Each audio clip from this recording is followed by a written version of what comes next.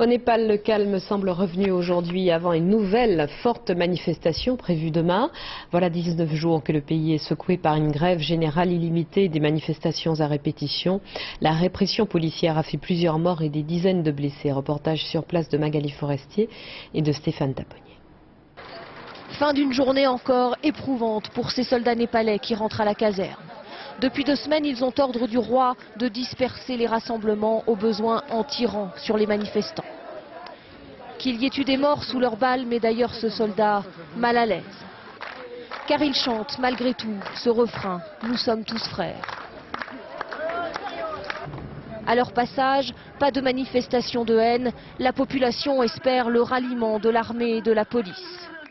C'est d'ailleurs l'appel que lance ce responsable du parti du Congrès népalais, le principal des 7 partis d'opposition démocratique à l'origine du mouvement de la contestation contre le pouvoir absolu du roi. Le roi doit partir s'il ne veut pas de la démocratie. Nous voulons un référendum. Le peuple doit choisir la monarchie ou la république. Tous les partis sont d'accord. Les maoïstes aussi pourront participer à un futur gouvernement s'ils déposent les armes définitivement. Si les politiques ne le disent qu'à demi-mot, le peuple, lui, réclame haut et fort la tête du roi.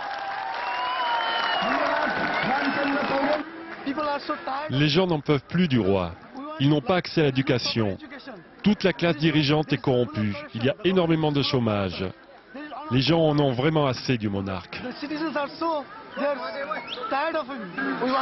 Nous voulons destituer le roi du Népal. C'est un terroriste international. Il ne veut pas de la paix pour son pays. Il ne veut que la violence et plonger la population dans une guerre civile. Nous voulons le traduire devant un tribunal, comme Saddam Hussein en Irak. À cette heure-ci, on est encore en plein couvre-feu à Katmandou, ce qui n'empêche pas, comme vous le voyez derrière moi, les gens de venir manifester en masse pour réclamer le départ du roi. Cette zone à la périphérie de la ville vient juste d'être rebaptisée la première république du Népal.